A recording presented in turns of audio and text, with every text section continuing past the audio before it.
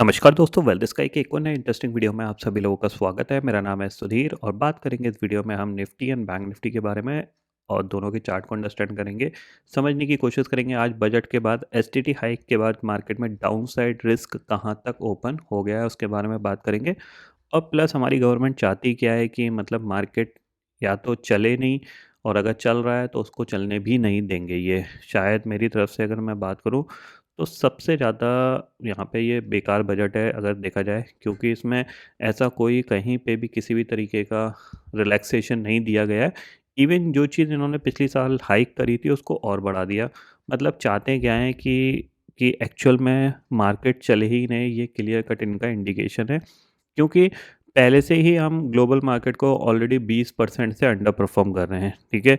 जहाँ पे हमारा राइट नाउ निफ्टी फिगर 30,000 का होना चाहिए था या फिर 29,000 का होना चाहिए था, तो हम अटके हुए हैं 25,000 पे। और आज हमने 25,000 को ब्रेक करके 24,800 पे जाके क्लोज किया है। मेरा तो मन कर रहा था, अगर मेरे पास लिटरली अगर मेरे पास कुछ बड़ा पोर्टफोलियो होता बेचने के लिए, तो मैं डेफिनेटली यहाँ पे चाहता कि निफ्टी जितना गिर सकता है उतना गिर जाए। क्योंकि अल्टीमेटली मैं पैसा क्यों लगाऊंगा इस मार्केट में जहाँ पे कि हर चीज़ की सिर्फ टैक्सेशन की ही बात होती है। हर चीज़ में टैक्स लगा दो। आप long term capital gain tax बढ़ा दिया आपने लास्ट ईयर, आपने short term capital gain tax बढ़ा दिया, एसटीटी बढ़ा दिया, अब फिर आपने दोबारा से बढ़ा दिया। मतलब अंधी कमाई यहाँ पे गवर्नमेंट ही करना चाहती है। आप लोग जो पैसा मार्केट में डाल रहे हो in the form of mutual funds वगैरह पे, वो सिर्फ कहीं ना कहीं गवर्नमेंट को ही सपोर्ट कर रहा है। क्योंकि आपकी बाइंग की वजह से मार्केट उतना ज़्यादा फॉल नहीं हो रहा जितने एफ आई आईज बेचना चाह रहे हैं, ठीक है। एफ आई आईज को ईजिली एग्जिट मिल रहा है और उस एग्जिट का फ़ायदा उन्होंने अपनी अदर कंट्रीज़ में पैसा लगा के ले लिया है। आपने देखा चाइना ने ऑलमोस्ट 35% की रैली दिखाई आपको, और आपका नैस्डैक बहुत अच्छा परफॉर्म करा। भले इंडेक्स पे करा हो बट किया ना वहाँ पे। This is the major important जो आज हुआ है कि गवर्नमेंट ने एस टी टी बढ़ा दी है, और उसका इम्पैक्ट ये है कि निफ्टी 25,000 के नीचे क्लोज हुआ है जाके, ठीक है। अब देखो, मैंने आपको हमेशा बोला है देखो कि आप गवर्नमेंट टैक्सेस को कम नहीं कर सकते बट ब्रोकरेज को आप कम टैक्स कर सकते हो। फॉर एग्जांपल मैं आपको थोड़ा सा यहाँ पे एक स्क्रीनशॉट दिखाता हूँ, ठीक है। स्क्रीनशॉट इसीलिए दिखा रहा हूँ क्योंकि किसी की प्राइवेसी का इशू है, तो इसलिए सिर्फ मैं स्क्रीनशॉट दिखा रहा हूँ।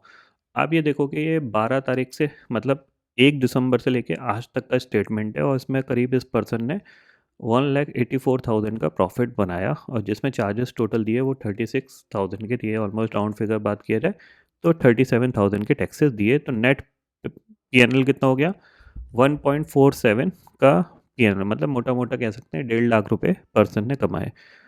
जब यहाँ पे टैक्सेस दिए तो टैक्सेस कितने दिए हैं आप देखो यहाँ पे। ब्रोकरेज दिया करीब 21,000 रुपये 2 महीने में, और इंटीग्रेटेड जीएसटी 4,500 रुपये दिया, और एसटीटी आपको दिया करीब 6,500, और प्लस स्टैम्प ड्यूटी दिया, एनएससी प्रोटेक्शन फंड दिया, तो ये सारा कुछ मिला मिला के करीब 11,000 रुपये के टैक्सेस दिए हैं। तो अगर आप कैलकुलेट करोगे तो ऑलमोस्ट 5% होता है, जो कि ह्यूज है। जो कि 1 या 2% की होनी चाहिए थी यहाँ पे, वो करीब करीब आपका 5% बैठ रहा है। 5% ये ले गए इस पैसे में से, और 10% ब्रोकर ले गया। तो टोटल 15% यहाँ पे सीधा सीधा चला गया। प्लस इसके इसके बाद अगर ये पर्टिकुलर अमाउंट टैक्सेबल स्लैब में जाएगा, तो अकॉर्डिंग टू द स्लैब उस पर अलग से पैसे देने पड़ेंगे।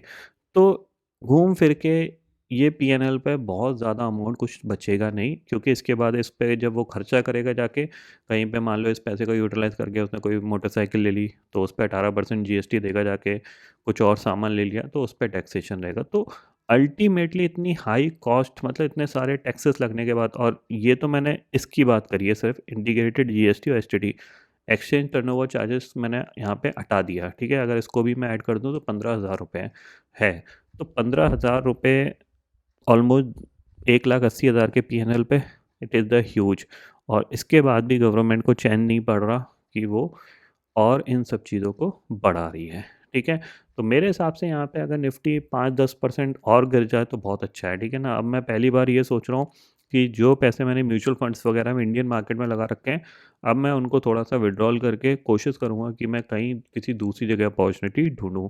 क्योंकि इतनी हाई कॉस्टिंग पे इंडियन मार्केट नहीं चलेगा, वैल्यू डिस्कवरी नहीं होगी।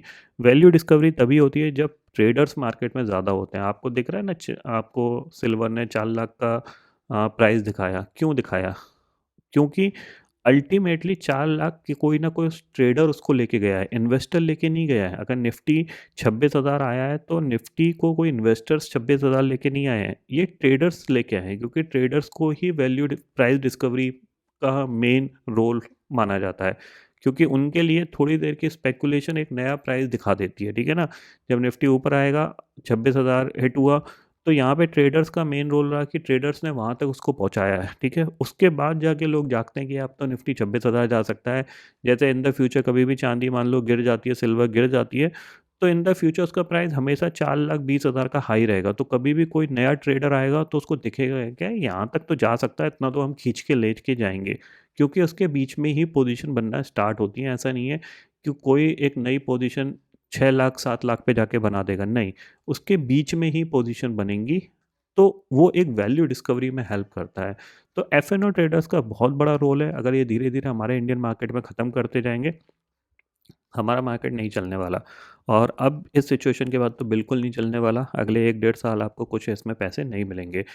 अगर कुछ भी पैसे, मतलब अगर चलने की बात करूं तो चलने के लिए सिर्फ और सिर्फ ये हो सकता है कि यहाँ से घूम फिर के निफ्टी दोबारा हाई हो जाए। निफ्टी क्यों दोबारा हाई पे जा सकता है? क्योंकि रिलायंस का HDFC बैंक का इनका वेटेज है, तो इन्हीं को ही मूव कर देंगे। रिलायंस 15-16% डाउन है, अगर 10% भी रिकवर करा दिया तो निफ्टी 26,000 आ सकता है। लेकिन ब्रॉडर मार्केट कभी नहीं चलेगा इस प्राइसिंग पे जिस तरीके से टैक्सेस बढ़ा रहे हैं। तो मेरा तो पूरा मूड ख़राब है, क्योंकि अल्टीमेटली जो एक्सपेक्टेशंस था वो ये था कि शायद कुछ नहीं करेंगे, बट इन्होंने बढ़ा और दिया, तो उसका थोड़ा सा मतलब कह सकते हैं एक सेटबैक सही है। क्योंकि इतनी हाई कॉस्टिंग पे हम ऑलरेडी बहुत पैसे मार्केट में दे रहे हैं। आप देखो ना, मैंने आपको स्क्रीनशॉट दिखाया है। इसीलिए मैं आपको बोलता हूँ कि जो ब्रोकर है, आप कम मतलब कम जिसके चार्जेस हैं उसको यूज़ करो, क्योंकि इतने हाई चार्जेस पे जब आपको लॉस होगा तो आप सर्वाइव नहीं कर पाओगे। तो इसीलिए आप स्टॉको वगैरह में अपना अकाउंट ओपन करा लो, डिस्क्रिप्शन में लिंक दिया हुआ है, वो ज़्यादा बेनिफिशियल है। ज़्यादा कुछ मैं बोलूँगा नहीं, क्योंकि यहाँ पे अपना मूड ख़राब करने वाली बातें हैं। ठीक है ना, तो यहाँ पे देखते हैं कहाँ तक है। अब ये क्लियर कट ये स्विंग, तो ये जो गैप बना के रखा है ना, ये गैप फिल होने वाला है। अब ये कल हो जाएगा या 10-12 दिन में हो जाएगा, ऊपर तो नहीं जाने वाला, ये ऊपर तो बड़ा मुश्किल है। जब तक ये हाई नहीं निकालेगा तब ये हाई कह रहा हूँ, अब तो ये ही निकाल दे पहले। ठीक है ना, पहले ही नहीं जा पा रहा है ये। अब ये नीचे की तरफ इसने डाउन साइड रिस्क में, अगर मैं यहाँ से और देखूँ, तो अगर ये 5-6% की डाउन साइड रिस्क और ओपन कर दिया, अभी तक मेरे को ऐसा लग रहा था कि 25,000 होल्ड कर जाएगा और निफ्टी यहाँ से ऊपर निकल जाएगा, कुछ भी नेगेटिव नहीं आया तो। पॉजिटिव आ गया तो बहुत अच्छी बात है, नहीं आया तो नहीं, बट यहाँ पे नेगेटिव आया है। और ये नेगेटिव का 1-2 दिन में इम्पैक्ट देखने को मिलेगा। आज ही इसने 25,000 को ब्रेक कर दिया, जो कि हम 1 2 3 4 5 6 7 ट्रेडिंग सेशन की क्लोजिंग है ये। ठीक है, ये ध्यान रखना। और अगर ये फॉलो अप सेलिंग में कन्वर्ट हुआ, तो फिर आपके पास ये जो स्विंग लो है ना, ये टेस्ट होने वाला है, जो कि 23,800 का है। और इम्पॉर्टेंट चीज़ क्या है कि आपका और 1 साल मार्केट आपको कुछ नहीं बना के देगा, ये ध्यान में रखिएगा। फिर आप थोड़ा सा और यहाँ पे आपके जो मतलब फंड्स होंगे ऑलमोस्ट नेगेटिव तो चलना स्टार्ट हो गए थे। जिन्होंने जिन्होंने 2024 से इन्वेस्ट करना स्टार्ट किया, वो आज राइट नाउ नेगेटिव होंगे। ठीक है, और जिन्होंने 2023 से इन्वेस्ट किया हो, वो थोड़े बहुत लिटिल बिट 7-8% के प्रॉफिट में होंगे, और वो भी अब धीरे धीरे नेगेटिव आ जाएंगे। 1-2 SIP जैसी टॉप पे कटेंगी तो वो भी नेगेटिव आ जाएंगे, क्योंकि आपका पैसा इस जोन में जा रहा है जिस जोन में ज़्यादातर लोग पार्टिसिपेट करने आए थे। ठीक है ना, अगर मैं मार्किंग के पॉइंट ऑफ व्यू से बताऊं,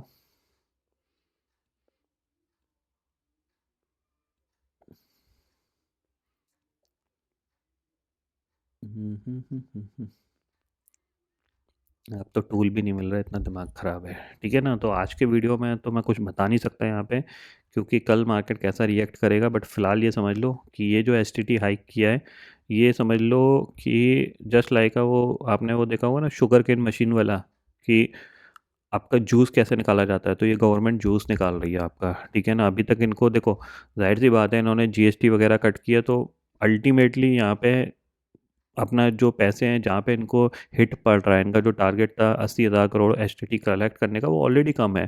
तो इन्होंने सोचा कि ठीक है, बढ़ा देते हैं, ऐसा हमारा क्या जा रहा है, लोग तो करेंगे ही कुछ ना कुछ, तो हमें पैसे मिल जाएंगे।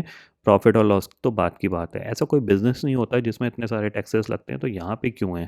ठीक है ना, क्योंकि long term capital gain tax की वजह से एसटीटी लगाया गया था कि long term capital gain tax नहीं लगेगा, ठीक है, बट वो भी है, वो भी बढ़ गया लास्ट ईयर, और इस बार उन्होंने एसटीटी भी बढ़ा दिया, ठीक है। लास्ट ईयर भी बढ़ाया था, अगली साल फिर बढ़ सकता है। तो मुझे लगता है कि ये मार्केट मतलब अब ये मुश्किल है, ये मतलब बिना ये टैक्स रिफॉर्म के ये नहीं चलेगा, क्योंकि हम टॉप पे एफआईआईज़ को एग्जिट कर रहे हैं और उनकी कॉस्टिंग बढ़ाएंगे या फिर ट्रेडर्स की कॉस्टिंग बढ़ाएंगे, तो वो ट्रेडर्स इस मार्केट में पार्टिसिपेट क्यों करेंगे? वो जाएंगे क्रिप्टो करेंगे, आराम से क्रिप्टो करो, सबसे बढ़िया क्रिप्टो करो, और भी अदर ऑप्शंस हैं उनको करो, वो ज़्यादा सूटेबल रहेगा, वो ज़्यादा बेटर रहेगा, ठीक है ना। यहाँ पे तो स्पेकुलेशन भी है, प्लस यहाँ पे कोई सेफ्टी भी नहीं है, कोई इज्जत भी नहीं है, किसी भी तरीके का यहाँ पे कोई एडवांटेज नहीं है, और अल्टीमेटली गवर्नमेंट हमसे ही पैसा कमा रही है, ठीक है ना। तो देखते हैं एक दो दिन में मार्केट कैसा सेटल्ड होता है। फिलहाल जो नेगेटिव न्यूज़ है इसका इम्पैक्ट रहेगा, और डाउनसाइड रिस्क ओपन हो रहे हैं, तो डाउनसाइड रिस्क पे आप ध्यान रखिएगा। नीचे के जो रिस्क ओपन हो रहे हैं वो यही है कि 23,850 का एक, पहले तो आपका ये 24,200 ओपन हो चुका है, ठीक है ना, क्योंकि ये गैप है मार्केट को दिख रहा है। तो इसको ये मुझे लग रहा था कि आज ही फिल ना कर दे, ठीक है ना। तो ये फिल होगा, ये फिल होने के बाद ये स्विंग है, और स्विंग के नीचे गए तो फिर ये नीचे गए हो, तो आप ऊपर की तो आप भूल जाइए, जब तक ये 25,500 नहीं निकलता, जब तक 25,500 के ऊपर क्लोजिंग नहीं आती तब तक तो आप भूल जाइए ये ऊपर जाएगा, ये नीचे की तरफ ही धीरे धीरे सरकता चला जाएगा, ये ध्यान में ज़रूर रखिएगा, ठीक है। तो फिलहाल दोस्तों इस वीडियो में इतना ही है। आई होप ये वीडियो आपको पसंद आएगा। वीडियो पसंद आता तो लाइक और शेयर ज़रूर करिएगा, और चैनल को जो सब्सक्राइब कर लीजिए, क्योंकि मैं सुधीर लेके आता रहूँगा हर दिन आपके लिए नए नए वीडियो इसी के साथ। शुक्रिया दोस्तों, जय हिंद।